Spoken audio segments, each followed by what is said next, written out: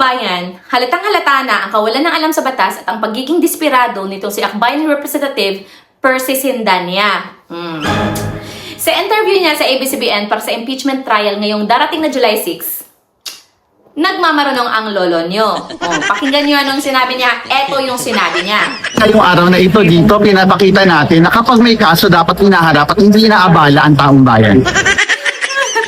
Hoy, Percy! Ilang dekada ka na ba sa politika?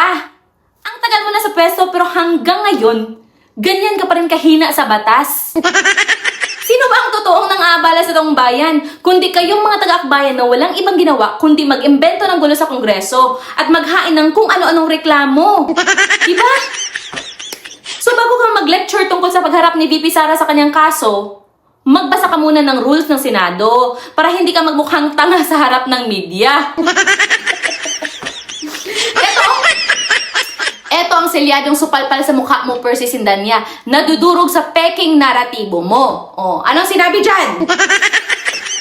Malinaw na sinabi sa official na notice ng Senate Impeachment Court na si Vice President Sara Duterte ay inuutusang humarap in person or through counsel.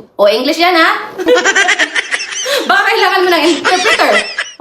So, ibig sabihin yan, hindi kailangan magpakita ng personal doon si VP Sara sa July 6. Diba?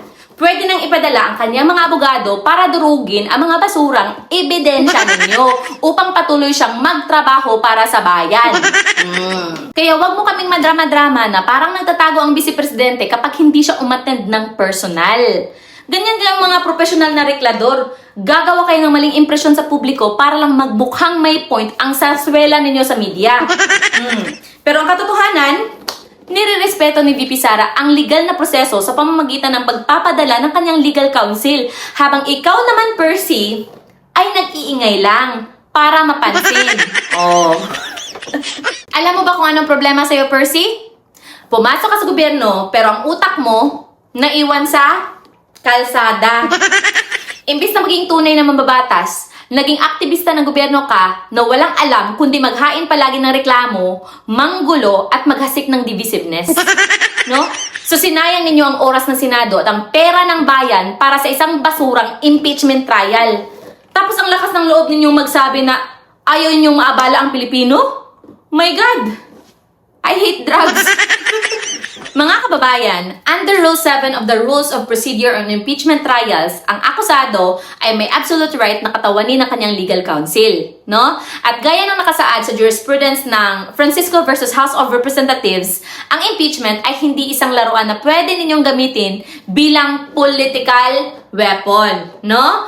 Para lang itulak ang inyong makasarling agenda at basagin ang demokrasya, no? Ang ginagawa ninyo ay isang maruming political witch hunt laban sa pamilyang Duterte dahil natatakot kayo sa lakas nila para sa 2028.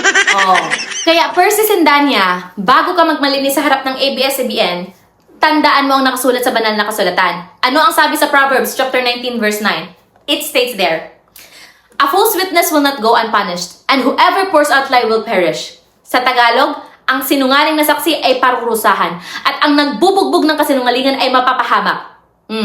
So humarap man si VP Sara o ang kanyang mga abogado sa July 6, mga kababayan, isang bagay ang sigurado. Mabubunyag ang inyong mga kasinungalingan. Ang batas ng tao ay pwedeng mamanipula ng mga katulad mong politikong reklamador.